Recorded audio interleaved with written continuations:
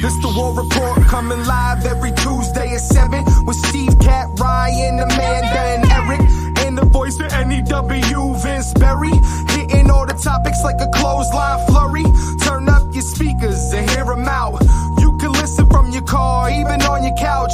They too raw, who NXT? Handing out SmackDowns, follow on IG. Plus, it's sponsored by Tag Me a Date. Go to YouTube and sub now for every update. It's all wrestling here. No safe space, now listen in. Time to hear from some of the greats.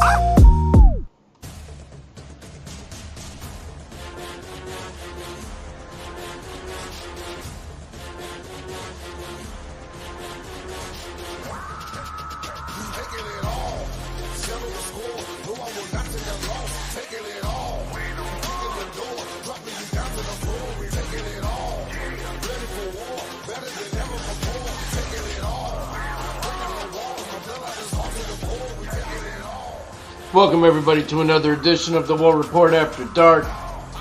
Coming off of WWE's Crown Jewel and Monday Night Raw, which is different, in Riyadh, Saudi Arabia. So we got a lot to break down in an hour.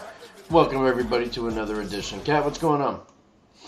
Here we are, another week and more wrestling, but at least it was an interesting last couple of days.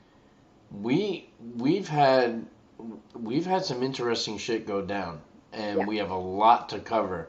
And of course, our good friend over at YouTube, David Rosca. What's going on, man? How are you? Kat and Steve, what's up? What's going on, David? So, I guess we should really start with Crown Jewel. Mm-hmm. And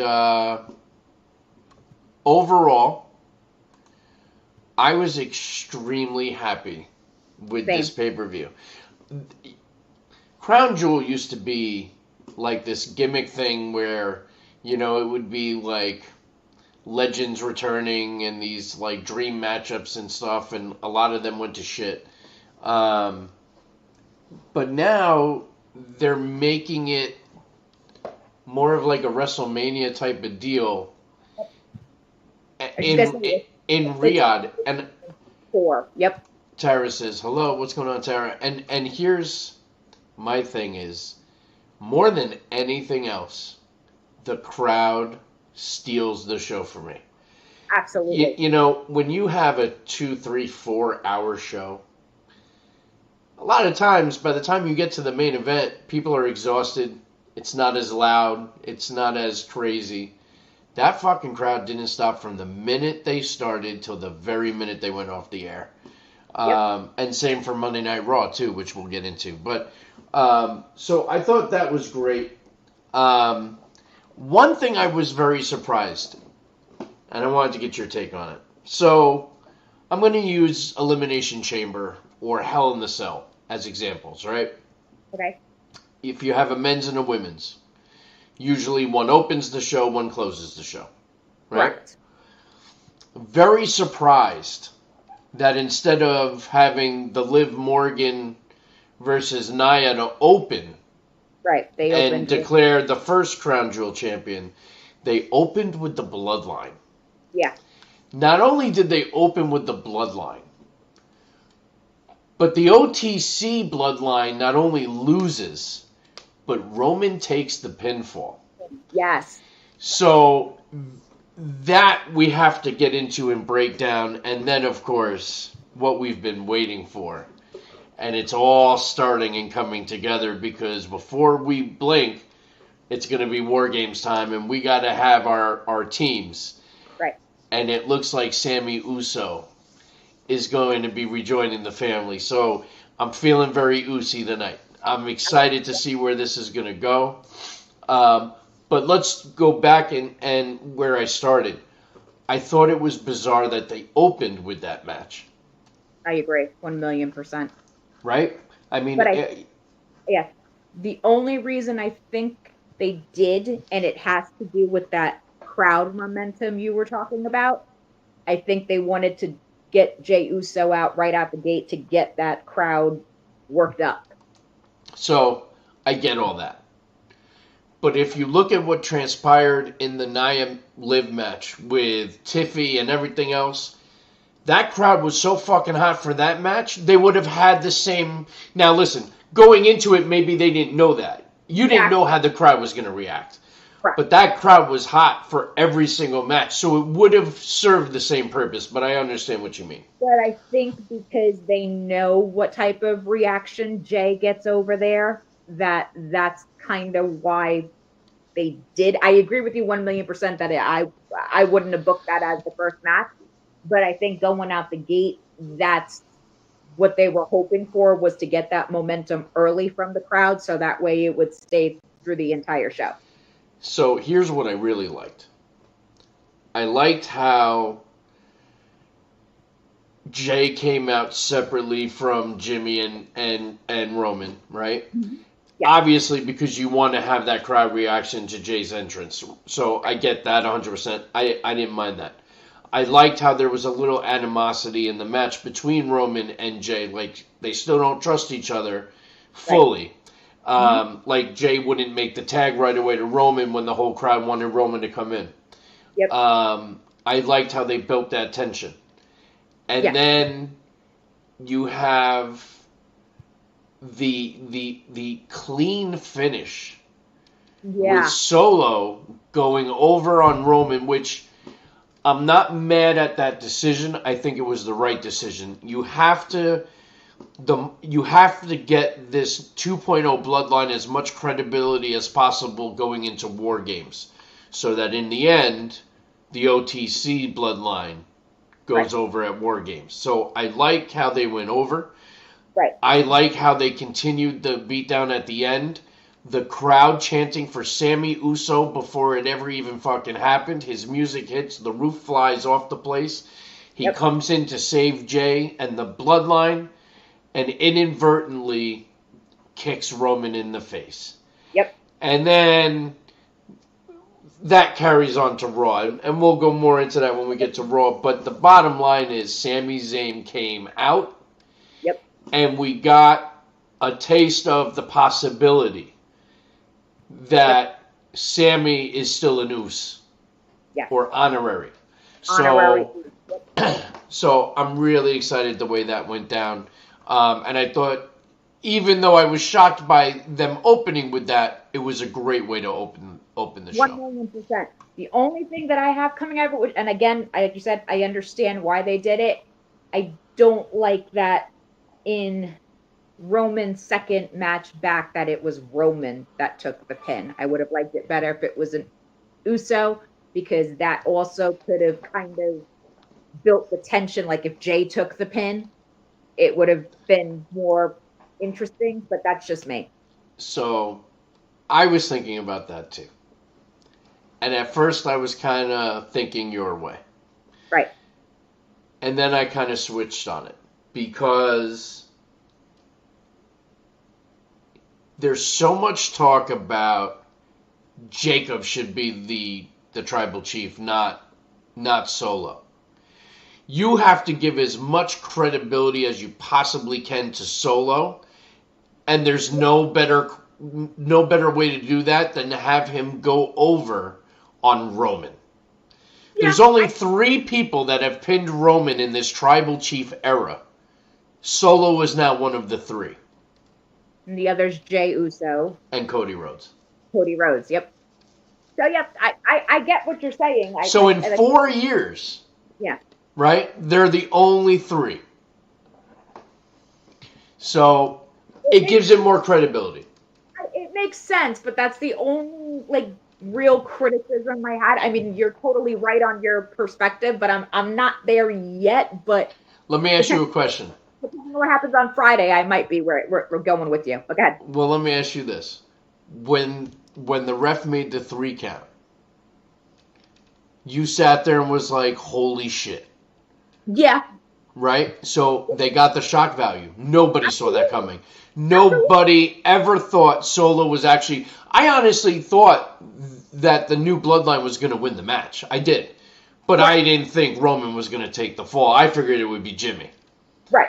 So it was a nice twist and a surprise to say, oh shit, Roman went over clean.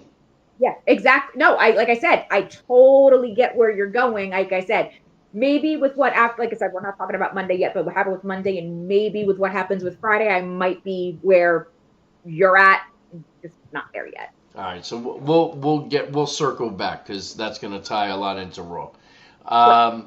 Belair and Cargill versus Jackson and Legend versus Sky and Sane versus Green and Niven in this fatal 4-way tag match for the women's titles. It was a good match. Yeah. It went over the way I expected it to. Yeah, it didn't make or break anything. It made whatchamacallit, who was it? Damage Control looked freaking amazing throughout that match. They look great. They look great.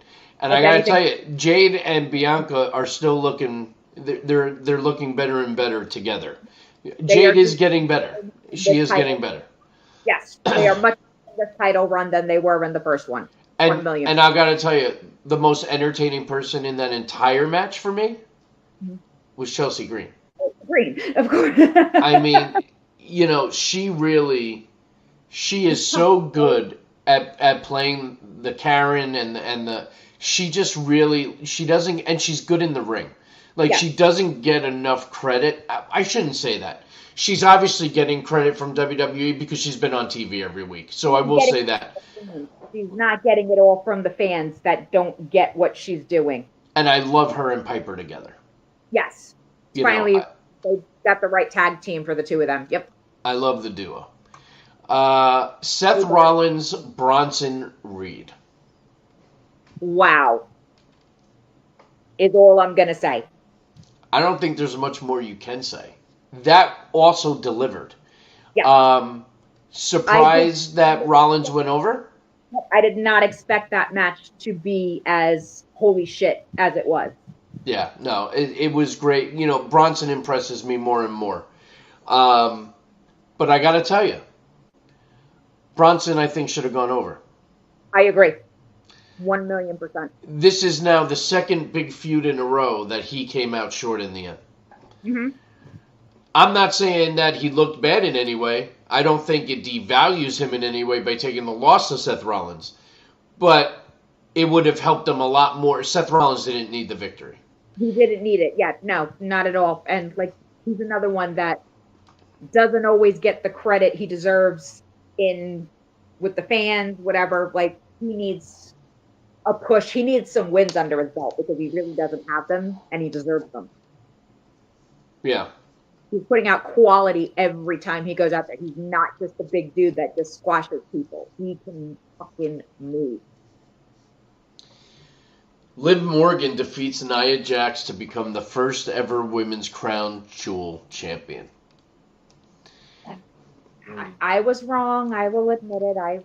My tippy time idea didn't work, but well, she wound up not cashing in on either of them, unfortunately. But the tease was great. Yeah, I gotta tell you, you know, we talk a lot on this show about how far Liv Morgan has come, and she is now going to go down in history as the first ever Women's Crown Jewel champion. Yep. Like, and I don't. That's a big deal. I mean, she just solidified a Hall of Fame spot. Absolutely, and she deserved it. She has come. She does. So far. She has come so far. This has been the greatest run she's ever had. Yep. This is Nia's greatest run that she's ever had. The two of them put on a great match, and I was very happy with the finish. Yep. And I was happy to see that Liv got over. So I thought that was great. Because that was actually her and not her character. Right. So that was cool to see with her, with Hunter and everything in the ring, to actually, like, you felt the emotion and everything. Yeah. Which you don't always get that from the heels, so that was very cool to see. And I gotta tell you, as much as I'm not a fan of the world title itself, once they put it on the waist, it looked a little bit better.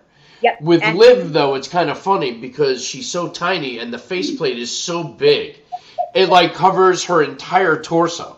Yeah, this is why you get a ring, honey. It's all good. Well, and, you know, it's very cool. I'm sure anyone that saw. So Riyadh, which is kind of like their Times Square in a way, Right. they have a WWE experience set up there. That's all year round that you can go to. The belts are going to be displayed there until next year when they have the next round. Yeah, this made a lot more sense with how secure they've been about the belt. You know, we were complaining about that the last couple of weeks. It still drove me crazy. It does too, but it made a lot more sense when we finally heard that part. Yeah, no, that's true, but that still drove me nuts. Oh, I agree. Kevin Owens versus Randy Orton, and I want to start off by going back to the crowd. Yeah. Because when Randy Orton came out, they sang him all the way down to the ring. It was electric. And that, well, I want to say that match, but it wasn't really much of a match. And the way that went down felt so real to me that I was totally cool with it not being a match. That it just got thrown out right away and they just brawled and beat the shit out of each other. It's going to keep it going into Survivor Series, which I'm okay with. That's a fair story to prolong and everything like that between the two of them. Yep. And I love Kevin Owens as a heel. I do too. He's so much better as a heel than he is a face. When he cut that promo where he was sitting in the car. Yes. And he was very monotone and very like psychopathic in a way. Yep. It gave me Jake Roberts feels. Like that promo, right? Yep. That promo was cut like Jake Roberts. Everyone says he's one of the best promo workers ever, which is true because it was about his delivery.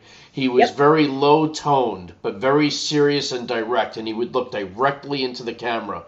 And it was just, it was just all about the way, the tone, the volume in the voice, or how little volume there was, because it was just very...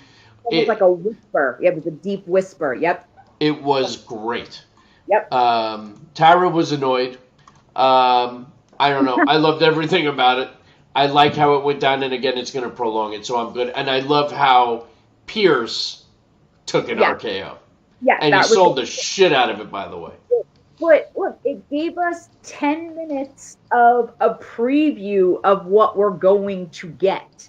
I know, Tara, you're annoyed, but that just gave you that little teaser as to how good this is going to be. Like you said, Crown Jewel is becoming up in one of these pay-per-views, but at Survivor Series to have that, we could have a stipulation between the two of them in some way, shape, or form. You got to remember, too, it means that much more when it's at one of the big four. Correct. That's what I'm saying. You know what I mean? So much bigger to have it as a Survivor Series, because we started the story, but I hate to pull a Cody Rhodes, but you need to finish the story later on. That wouldn't have been a good wham bam one match thing or whatever. That has to between the two of them. Yeah, I think it was perfectly done. LA Knight versus Andrade versus Carmelo Hayes.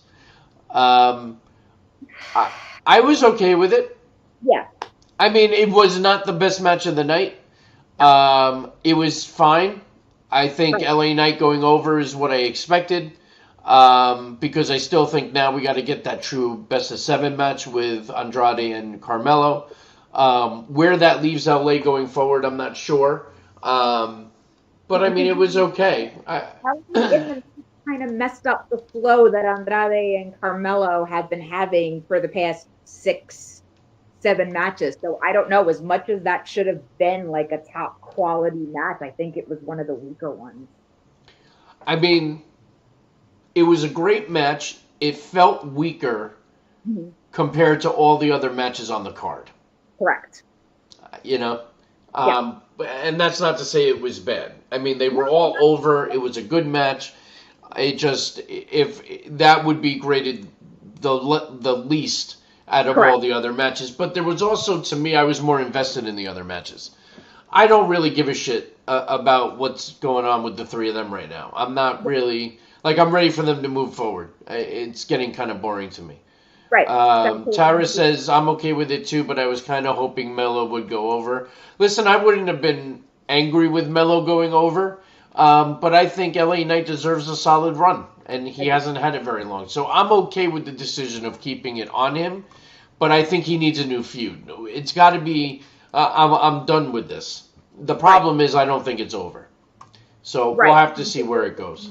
If it was one of them versus LA Knight, it probably would have been better than as the triple threat. Right. Yeah. So we'll have to see. But that brings us to the main event. Gunther versus Cody. Where Cody, I got to tell you, from a true wrestling match, that match gave you everything you could ever want out of a wrestling match. Yep. It gave you amateur wrestling. It gave you striking and grappling. It told a great story. I am disappointed. Gunther should have gone over, in my opinion. Cody didn't need it.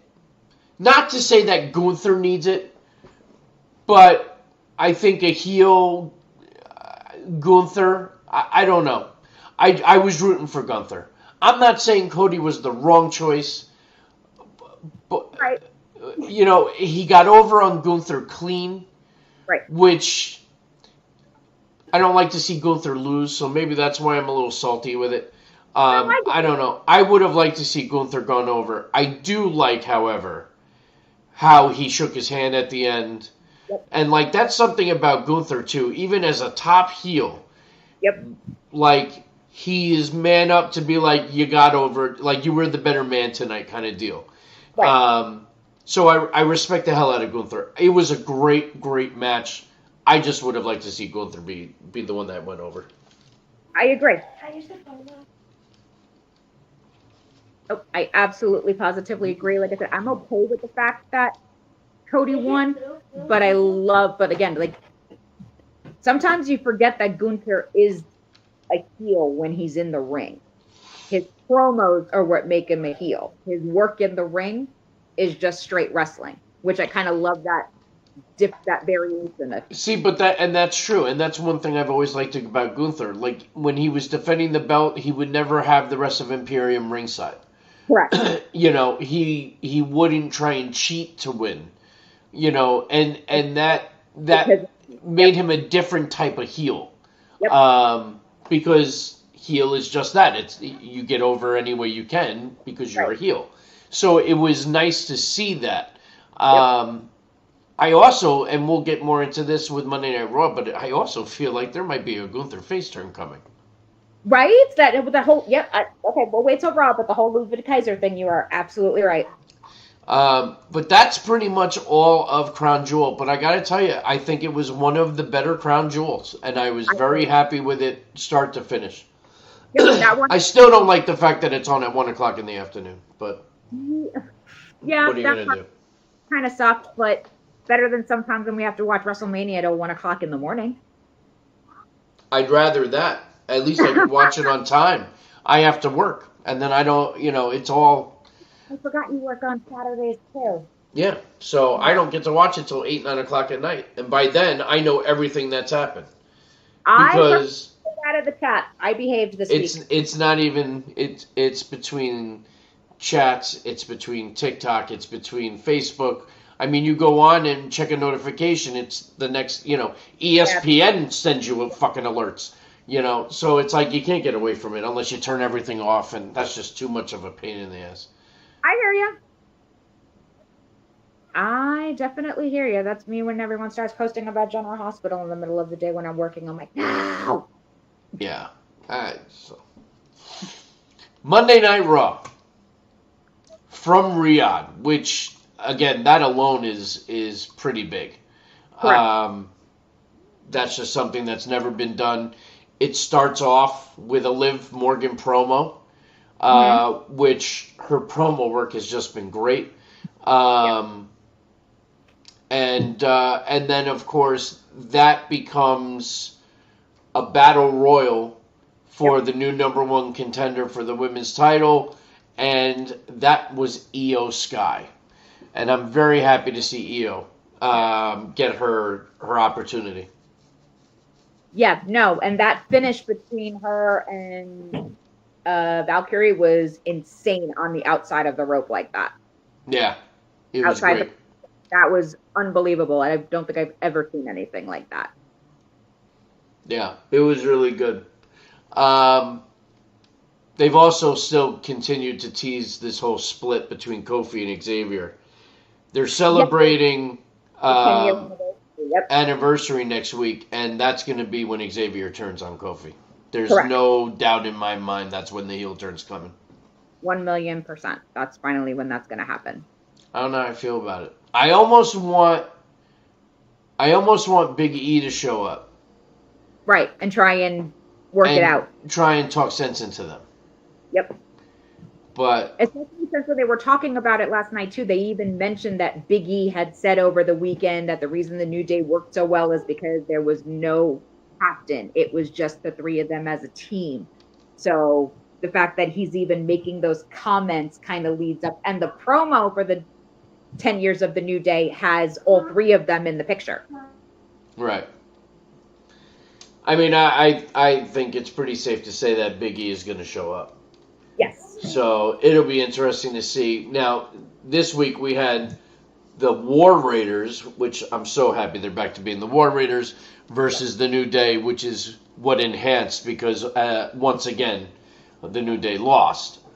And so that's just continuing the friction. They're just blaming each other, and it's getting ugly. So that split's coming. But the most important part of the evening is Sammy Uso. Zayn came out to give his explanation, and as soon as he was about to speak, Jay came out. And now we have Jay and Sammy in the ring, and Jay's telling him, I watched the footage, thank you for coming out and being there for me, but did you mean to hit Roman? Part of me was like, my dude, if you saw the footage, you know he didn't intentionally hit him in the face. But okay, we'll get on that. And of course, Sammy, basically, now Jimmy comes out. Jimmy is no yeeting the whole, you're not, and this is what makes it so great. If you think back to the beginning, it was Jimmy and Sammy, and Jimmy was trying to convince Jay that Sammy was cool. Yep. And now you fast forward 4 years, and now it's the complete reverse. Now Jimmy doesn't trust Sammy. Now Jay wants Jimmy to trust Sammy. Sammy now is tired of being judged and doesn't want to go through trial again and says he's out, and he wants no part of it. Meanwhile, Jay invites him to come to SmackDown to meet with everyone, including the OTC, because he is family. He is Sammy Uso, and I just am feeling the Usiness coming because I have a feeling we may not get it all an answer this coming week.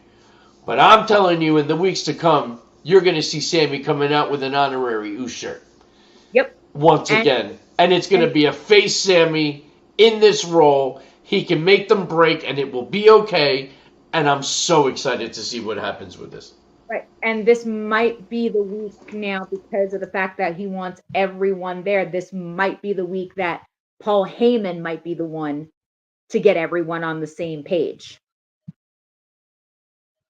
Well, if anyone could do it, exactly, it would be Paul Heyman. Yep. So this whole thing could be going all four of them. But is it too soon? We just got Sammy back in the mix. Do we bring Heyman out right away? Yes, because we know War Games is this month. So is Paul Heyman's going to have to be the one to make all four of them trust each other again. He's the wise man. I mean, listen, if anyone can bring him back together. Exactly. It would be too late to do it if they do it literally like the week before Survivor Series. It'll be too late for them to get this. But if he comes out there now being like, do you understand what we've been through, this, that, and everything, and like go through a whole reel of the Usos or whatever of the bloodline and let him retell the entire story of how they formed. Yeah. I'd be all for that. It's very exciting to see where it's going to go. Absolutely. We also need to talk about the current abduction.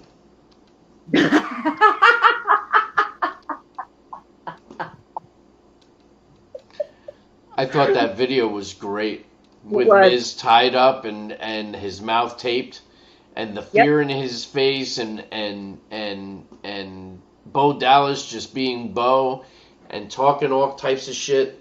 And the footage with Curtis Axel and everything in it too. When was the last time we saw Curtis Axel on WWE television? At least 3 or 4 years. That's what I'm saying. So it was like, wow, we're really going to go that far back or whatever that we're doing this. Okay. So I like the package.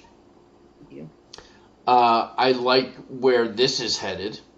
Yes. I mean, anything Wyatt 6. I just feel like they're still not using them enough. We're just not seeing enough of them on TV. We're not seeing enough of them, and we're not, like, again, it was a great promo cut, so to speak, by Karrion Kross, but they're still underusing the Final Testament. It's not working. I think they've given up on the Final Testament. I really do. I mean, they haven't done shit with them but make them lose week after week.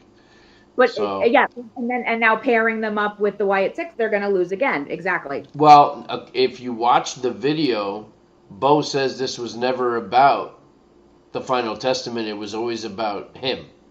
Right. So the Final Testament doesn't seem too keen on going to help Miz because they don't want any part of the Wyatt 6. So it's going to be interesting to see where that goes. We had Dragon Lee versus Chad Gable. Great match. Holy crap. You put those two together, it's magic. So that was great. We had the number one contenders fatal 4-way match. Number one contender for the title. I got to tell you, man, I was hoping somehow, some way, Dirty Dom was going to steal a win and become Gunther's next bitch. I would have, yeah. You thought I said holy shit when Roman took a pin? Oh my God, you wouldn't have wanted to be in this house if that happened. I am very glad that Damian Priest is getting another opportunity. And I think it's going to be a great match, him and Gunther. But something about, I mean, listen, the amount of heat Dom draws is amazing. Absolutely. If he stole that number one contender match, can you imagine the heat? You know?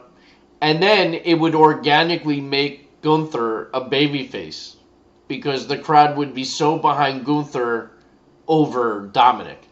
That's true.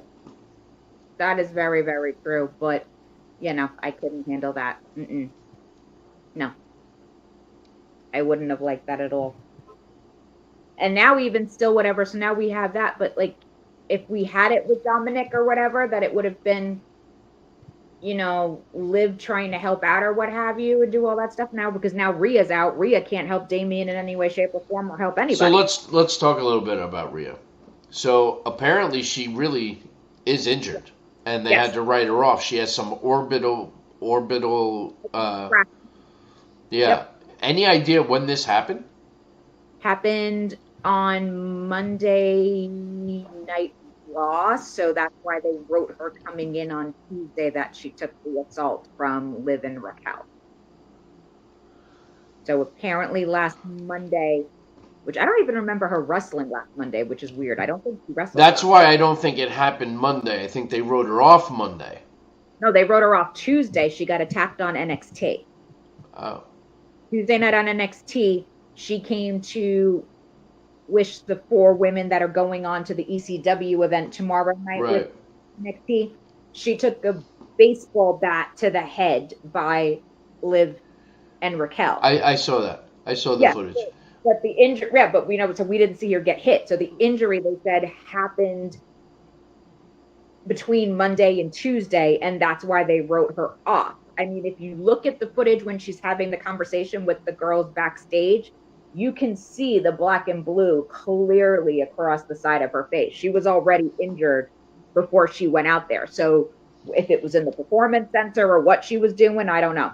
I know they're saying that it's going to be a long recovery. How long are we hearing? Have you heard anything? I haven't, but normally that type of injury is at least 4 months because you normally have to have that fracture repaired. You have to have surgery to have that thing. And we just got her back, and now she's going to be out minimum 4 months? Yeah, she might not be back to the Rumble now with the rate that we're going. That would be a nice surprise entrant if she That can would make be it back in time for the Rumble. If she can win, then she can challenge Liv. Set up Mania. Yeah. So that's That's probably, that's also assuming Liv is now holding the belt till Mania, which I think she might actually. she might. Like I said, I love Io, but Io's not beating Liv. No, I don't think so either. So then, besides that, so that would be Survivor Series. She retains whatever match happens in December. Then we got January for the Rumble, and then just keep going from there. So at the point we're at right now, it's very easy for her to retain all the way through, because the only other real major surprise entrant it would be, besides Rhea that's coming back, would probably be your Little Miss Bliss. I'm glad you brought up Little Miss Bliss. Did she return in Riyadh? She did not. Apparently that screen thing was an accident. Okay. Was not supposed to that was not supposed to come up across the screen. So is she scheduled to come back maybe prior to the Rumble, maybe? But that was a foobar. That was not. I mean, she's definitely been dropping hints that a return is happening soon. Correct, but that was not supposed. Apparently, that was a technical issue or whatever. That it was supposed to be when they were working on Liv's entrance. They put on Alexa Bliss's. It's interesting. Yeah, so that was what happened, because that was supposed to be. That's why you see in the picture that they have her, like everybody's going nuts, because that showed up at the beginning of Raw instead of Liv's music right away. So the crowd thought they were getting Alexa Bliss, and it was Liv Morgan. They got their mixed up. They got their 5'4" blondes wrong. Well, that's easy to. Exactly. So yeah. So from everything that she's been posting and things that I've heard or whatever, because even they're talking about that she's involved with the Wyatt Six, I can't expect her not to be back between now and the Rumble, but they might be saving her for the Rumble. I mean, at this point, you might as well. You might as well. Yeah, we're in November. It's only 2 months out. Yeah. I would definitely agree with that. See, I would have loved it if it was Alexa Bliss over Nikki Cross, even though I love Nikki Cross, but, Why can't you have them both? You can, but how many factions have 2 women in it? This is the Wyatts. I agree. Scarlet the Witch, and then you have Sister Abigail. This is true. This is definitely true. Good point. I love Nikki Cross in there, so I wouldn't want to remove her. You too, but like I said, I think originally, because they had said that she was going to be part of it, I think it was also still like, her post-pregnancy when she wasn't ready then. So now they're putting it in this way. Like I said, that's even as if they write her as part of the Wyatt Six. They might write her as whatever, because the last time we even saw anything, I forgot who it was backstage having the interview, but there was, like, Lily was on the back of, like, one of the trucks. Something tells me if she is not brought back into the Wyatt Six, she will end up there, because the kickback from the fans, right? I think is going to be out of control, because I think the fans are going to really hammer for we want Bliss in the Wyatt Six. Yes, they wanted that the last time when Bray had originally come back when he was in the feud with LA Knight. They wanted her a part of it then too. Yeah. So we shall definitely see. A lot of good things. A lot of good things are happening. There's a lot of really good potential for a lot of good stuff. Yeah. And then NXT is going to be special tomorrow, heading against AEW from the ECW Arena. RVD, Bully Ray, Dawn Marie. Who else? Have you heard any other names? I've heard those 3 so far. Who was the other one that I heard? Stevie Richards. He's going to be there? And I believe the other person that I heard or whatever was like on a Twitter post or something that Sandman, Okay. which I will flip the fuck out for him. I love him. I'm actually I'll be surprised if Tommy Dreamer doesn't show up there. I would be too surprised that he didn't, but like I said, he has. Because Dave LaGreca from Busted Open Radio is going to be there, and Bully's going to be there. And actually, so is Nunzio. Nunzio's going to be there. Oh, Yeah, he's wrestling. Yeah. Little Guido. Okay. Mm-hmm. Yep. Nunzio It's going to be a wrestling. great night. So like I said, this is my AEW is going to get their asses whipped. Yep. I don't think there's anything that they could do to take the attention away from NXT tomorrow night. No way. Aside from like Adam Copeland coming back or something, that's about it. I don't even think that would make the difference, to be honest. That's the only thing I could think of that might cause the buzz or whatever. But How does Heyman not return? that was the other thing, but that doesn't mean that he doesn't either, because pretty much anything that's been an ECW thing, with the exception of the TV show ECW that Vince McMahon was doing on Sci-Fi, he always has something to do with something ECW. He's got to be there. He's got to be there. He's got to be there with the trench coat and the headset on. And the cell phone, correct. Justin goes on the cell phone. Yes, has to have the cell phone. That's for sure. The Zach Morris cell phone. The Zach Morris cell phone. Remember that fucking thing? That's exactly what it was. It was a big fucking thing. He started using that in the York connection. You think about it. Back then he had the Zach Morris phone, and now he has the iPhone. Call Roman Reigns. Yep. Oh my God, you're right.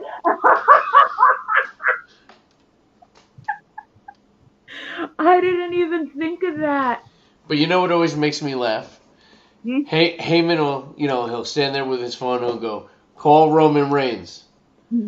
Asshole, you got to ask Surrey to do it for you first. Exactly. Like, he never says, hey, Surrey, right? So I just always got a kick out of that. But it's little things. It's Paul. He can do it. It's okay. Paul Heyman can do no wrong. Yeah, well, look at if he's standing there like that, having the phone on speaker, how the fuck is he going to hear Roman Reigns with all the crowd? Well, because it's just for the camera anyway. Exactly. So no Surrey and no connection, huh? What? Sorry. Oh, so funny. Keep on knocking, but they ain't coming in. So what else do we have to cover? We got through Raw. We got through Crown Jewel. Mm-hmm.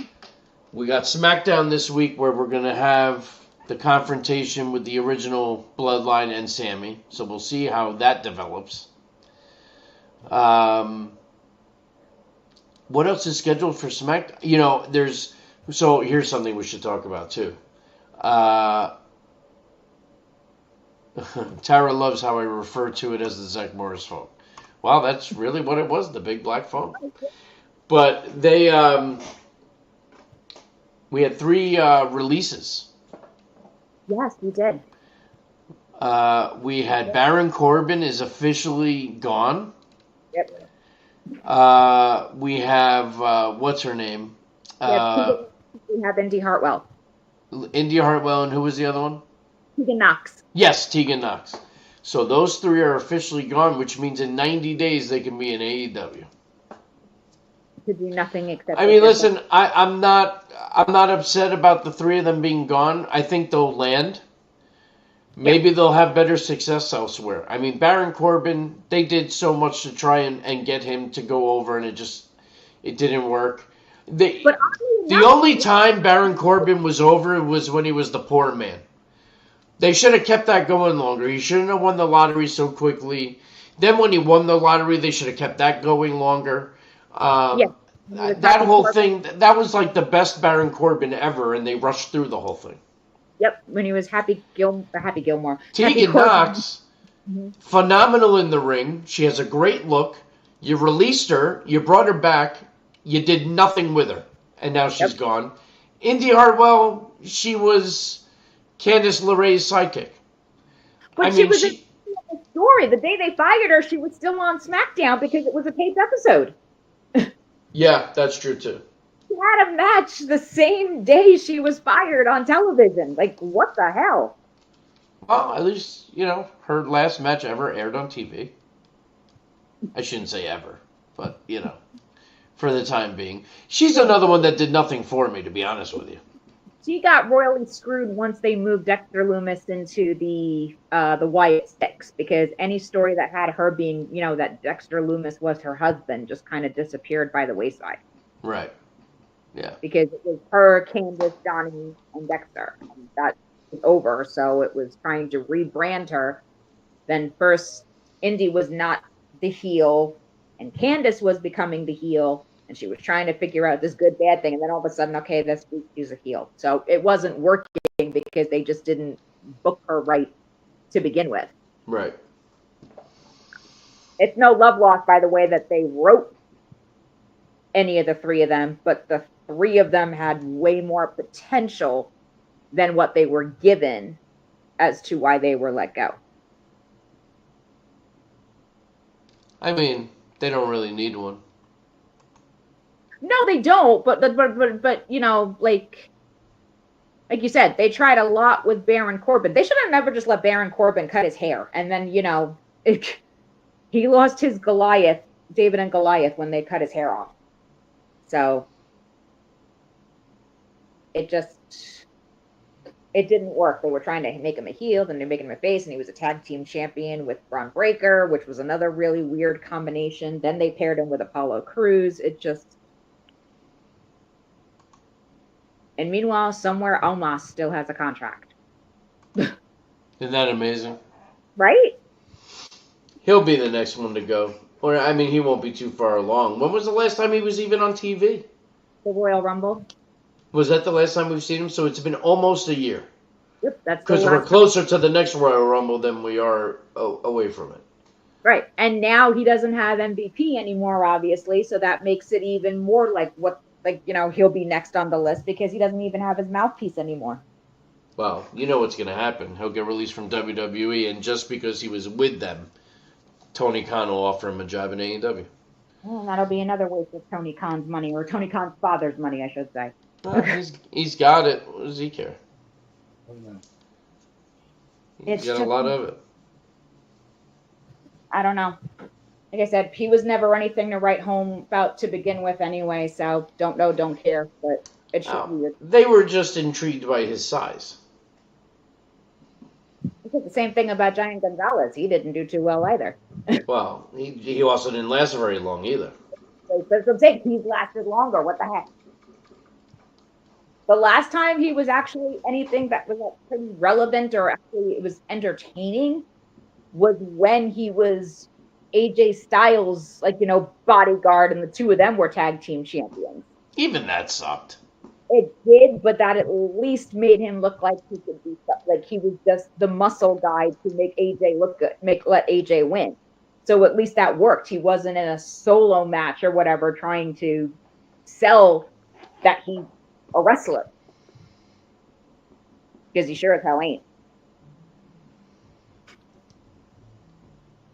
That's my annoyance with him. But what do I know? He really is a waste of a salary. He is, and that's the problem. That's what I'm saying. But again, Baron Corbin is not anything to really write home about. But if you're going to take about the talent of Baron Corbin or take the talent of Omos, I would have picked to keep Baron Corbin over Omos. Yeah. That's what I mean. That just seems weird. What exactly is going on with AJ? You do this whole thing that he's returning. He comes back one match, gets hurt in the match, which I heard was a work, but now I'm not so sure because we haven't seen him since. Was it a work? Is he really hurt? What's going on with him? I think he really got hurt, to be honest, because we haven't heard rhyme or reason or anything from him or whatever. I mean, yes, I know that they wasn't going to put him in anything in Crown Jewel because it was too, close in that or whatever, but they could have had him the last couple of weeks on SmackDown, in any matches or whatever like that. Like that would have been interesting to put him in the US title hunt or whatever, like an LA Knight or an AJ Styles match. He hasn't even as much cut a promo. Exactly. But can you imagine how the crowd would have been to an AJ Styles LA Knight match at Crown Jewel? That would have been fucking amazing. Which one? I said that if they did that at Crown Jewel, put LA Knight and AJ Styles in for the U.S. title hunt. That match would have gone over crazy at Crown Jewel. Yeah, I don't know. I mean, I hope he's not hurt because, I mean, how many more times is AJ going to get hurt before he just says, fuck it, I'm done? Well, he's got to be, what, 47, 48 by now? I'm sure. It's got to, for some of these guys, that's pushing time or whatever, unless you're like Ric Flair and think you can do this forever. God bless him. Getting divorced. He's getting divorced again, too. He is getting divorced again. What number is this now? Fifi is number 5. I don't know why he keeps getting married. I don't know. Did you hear about his stepson, too? His stepson died, right? What was it, an overdose? Yeah. Yeah. Did we know what, that was fentanyl? Fifi. Yeah, but that was Fifi's son. That was Fifi, the French maid's son. Oh, really? Yeah. He's 47. Yeah. Yeah, so that's a good call. That's pushing. That's make or break with injuries at that age or whatever. Yeah. Well, hopefully it's nothing too serious. I love AJ. I do too. But, and heel or face, he cuts great promos and. Well, that's why. Like, even if he can't get in the ring, although he's not really with anybody either. Like, he's not really with the OC anymore. Right, because they're on NXT now. Michin's doing her own thing. Yeah. So. Which, by the way, those matches with her and freaking Chelsea Green and Piper Niven. Fantastic. Yep. Michin, I keep saying, man, people sleep on Michin. She's talented. She can hold her own. She can do her thing. And you put her and Chelsea Green, those two have been friends for so long, they're always going to put on good matches and work well together. So that's a perfect example right there when we were talking about last week about people that work their way up from the indies to get to the point where they are. They started at the indies together to get to this point, and they, like you said, they know each other so well now, backwards and forwards. It's pure magic. Yeah, it's unbelievable. But on that note, ladies and gentlemen, we have reached the top of the hour. I want to thank everybody for tuning in live with us on a Tuesday election night. I hope everyone got out there and voted and did their part for whoever you're choosing to back for this presidency. But thank you guys very much for tuning in. Make sure you check in next Tuesday and every Tuesday at 9 p.m. You can follow us anywhere on social media. You can find the podcast anywhere on social media, from Facebook pages to StreamYard, SoundCloud, Apple Podcasts, YouTube. You name it, we're there. Just search for The War Report or tag me a date, and you'll find the show. Thank you again, everyone, for joining us, and we will see you again next week live, 9 p.m. on Tuesday. Good night, everybody.